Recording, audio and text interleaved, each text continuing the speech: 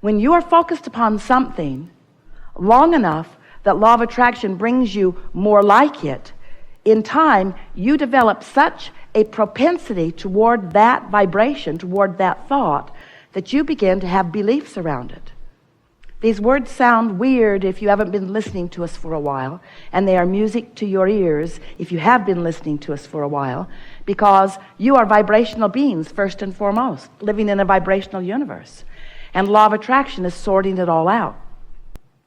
We want you to recognize that you have much more vibrational control than you have been exercising, because most humans are focused upon the manifested what is, the result of the thoughts that you've been thinking, not realizing that what is only as a result of the thoughts that you've been thinking. It's not some fact that now, because it's fact, demands or deserves you to think about it. It's the result of the thoughts that you have been thinking. Can you feel the distinction in that? In the beginning days, Esther argued with us, Abraham, it's true, but it's true. I know you don't think I should think about that, but it is true. And I've been trained as a physical human to weigh the pros and the cons, the pluses and the minuses, and to be very objective about all things. And we said, then you have been trained to be very scrambled in your vibration. You have been trained to contradict your own desire on many occasions because of the truth of some reality that doesn't even, in many cases, have anything to do with you. It's just something that you are observing and practicing the vibration of until it will be a part of your reality, if you practice it long enough, because that's how you create your own reality, is by activating vibrations and doing it long enough that law of attraction can garner enough momentum for things to begin to actualize in your experience. So, since we come to you as teachers about law of attraction and about energy, about vibration, sometimes we have a little bit of a hurdle with you, because if you are not willing to accept the vibrational nature of your being, then you cannot hear much from us that will be of any real value for you. Because there is a reality that you are accustomed to calling reality. It's the see it and hear it and smell it and taste it and touch it version of what's around you. But we want to call your attention to a vibrational reality that exists also, that perhaps has not manifested into the full version of the see it and hear it and smell it and taste it and touch it. And if we can get you, just for a little while, to focus upon the vibrational reality, then you can begin to achieve a vibrational focus that is steady enough, chronic enough, that it becomes a belief within you, and then it must move from that vibrational reality into this tangible reality. We've been saying this to you in lots of different ways over time. Many of you followed us right along.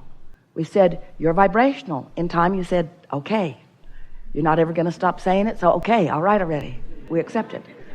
And then we began telling you that you are more than you are in this physical body, which was not so hard for many of you to understand, because you've been talking about souls and God. You get it. It's just logical. You can't look around this magnificent planet and not acknowledge that there's more going on than just what you're thinking about right here. You're lovely, but you've not scraped enough dirt together to launch it into orbit and make another moon. In other words, you have not figured out that kind of creativity, because that's not what the creativity that you are about is here. So most of you accept that there is something beyond what you are, but we want to convince you that you are the extension, the leading edge creative extension of all of that. And when that begins to come together for you, when you accept that you are an extension of source energy, and that source energy is expanding through that which you are, and that the harmony or the unity between you and the source within you is really what you are looking for in terms of fulfilling your life's purpose and living happily ever after, and just having a good time now, and a good time now, and a good time now. So, as we've talked to you about the vibrational beings that you are, we began to explain to you that the creative process is you sort life and you come to your personal awarenesses of what you prefer and what you don't prefer. And with each of those personal preferences that cannot help but be born within you, it's just the natural process of your synthesizing life? How do thoughts turn to things? And more important, how do I control the thoughts that turn into the things that I want to turn into the things that I want? And we say, you have to accept this vortex version of all that is wanted that you have put there. And you have to learn to tune yourself to this vibrational, vortexual version. And when you do it, when you hold steady on those frequencies, not long enough, but consistently enough, it's the absence of the resistance that you're really going for. I want it, but doesn't get you very far. I want it, but I want it, but I want it, but I don't have it. I want it, but it's hard to get it. I want it, but no one else thinks I should have it or that I can have it. I want it, but that gets you nowhere. That's truncated almost the moment that you are launching it, except that it isn't really stopped when you launched it. It is continued when you launch it and continues to become now that you have launched it. The question is, where are you, dear heart, in vibrational proximity to all that you've asked for and that all that you have become? So when we talk about law of attraction, we have to talk about it in terms of what it is, which means, law of attraction means, that which is likened to itself is drawn. That which is likened to itself is drawn. It's like the vibrational frequencies that you know about radio signals. You set your tuners to the frequencies of the transmitters. That way you hear it. That way it translates into the physical equivalent that you can realize. You following us? And this is the same thing. You have to set your tuner, your vibrational tuner, which is indicated to you by your emotions. You have to set your tuner to the frequency of what's being broadcast from your vortex. Your inner being stands there. That which you want to call God is there. And all that you've amassed vibrationally is there. All the momentum that you have brought to where you are, which includes everything that you were coming into this experience and all of the wonderful things that you've added to it since, are all vibrationally queued up, ready for you to discover and maintain the frequency of it long enough that momentum can build to the extent that it can manifest into your experience. That's the best way we have of explaining to you how thoughts turn to things. You maintain a frequency long enough that you become the realizer of it. And what happens as you get on that vibrational wavelength, the path literally unfolds beneath your feet. It isn't about efforting. It isn't about knowing what you want and going after it. Step 3 is about you achieving, finding, maintaining, practicing, creating a vibrational atmosphere. Feels good while you're doing it. That allows what's in your vortex to be realized by you. Following that? I think you are. It's the best we've ever said it. It's the clearest you've ever heard it. And it's everything that matters to you. Because life just causes you to sift and sort. You can't stop doing that. Life just is around you. You knew it would be. And you can't stop that step 1, launching of your desires. That is happening and has happened. And you can't avoid, nor do you have anything to do with the vibrational reality that is amassing, that Source is tending to. But where your work really is to figure out how to vibrationally create an atmosphere that allows you to be the full realizer of everything that you have become.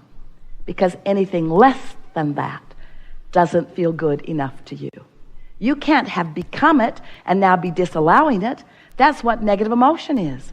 You can't have become it and not let it flow in full form into your experience. You cannot have launched all of that money, all of that abundance, and be pinching it off and feel anything that feels good. You can't pinch off who you are and feel good. You just can't. Do whatever it takes to get yourself in that good feeling place where you are allowing what you want to flow in. But here's the piece. Here's the piece that if you can hear this, you're going to live happily ever after. It's not just creating the atmosphere that allows it to turn from thoughts to things, because that's you focused upon the outcome, isn't it? Oh yeah, if I can get that outcome, I'm willing to do it. We want you to take your eye off the manifested outcome just for a little while. That manifested, park it in the garage, put it in your bed, put it in the bank manifestation that you're looking for. We want you to step away from that big time manifested outcome that you're looking for and focus upon an easy to achieve in this moment manifested outcome of, ooh, that thought just feels good.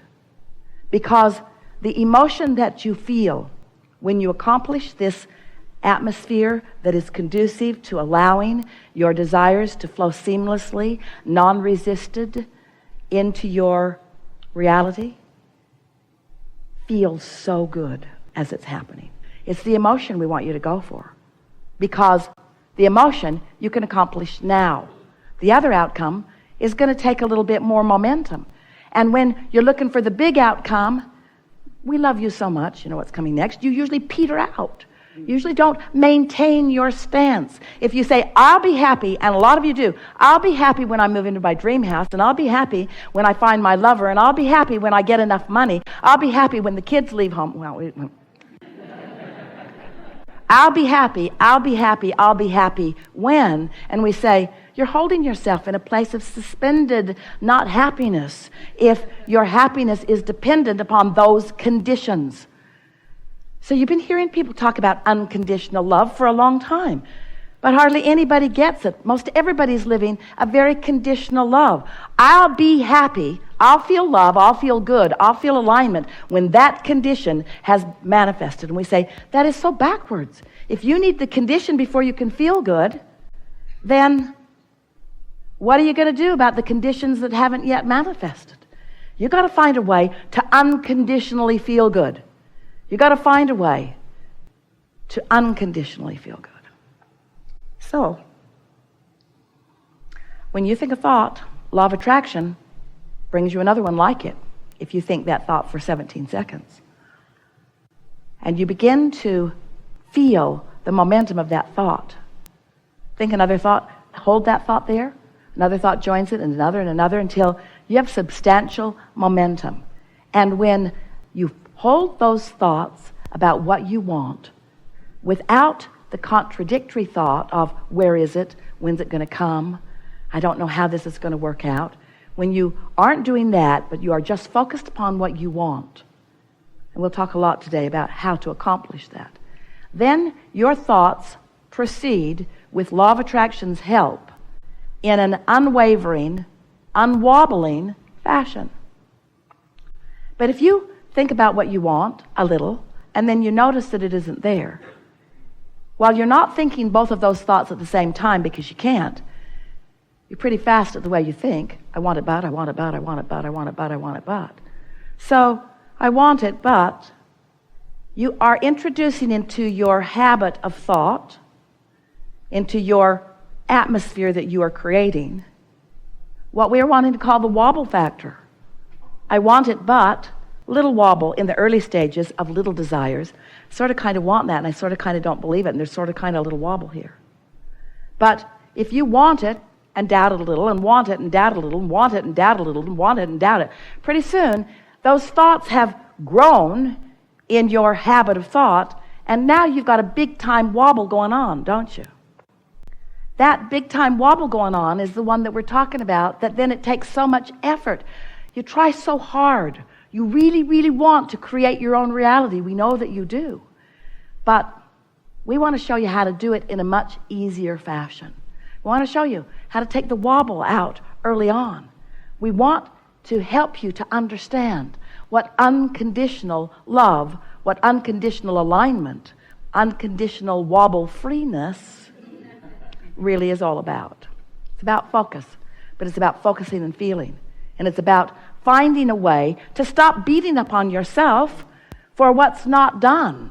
It's about not beating up on anybody else for whatever's going on too. It's about caring so much about your stability, about your alignment with who you are,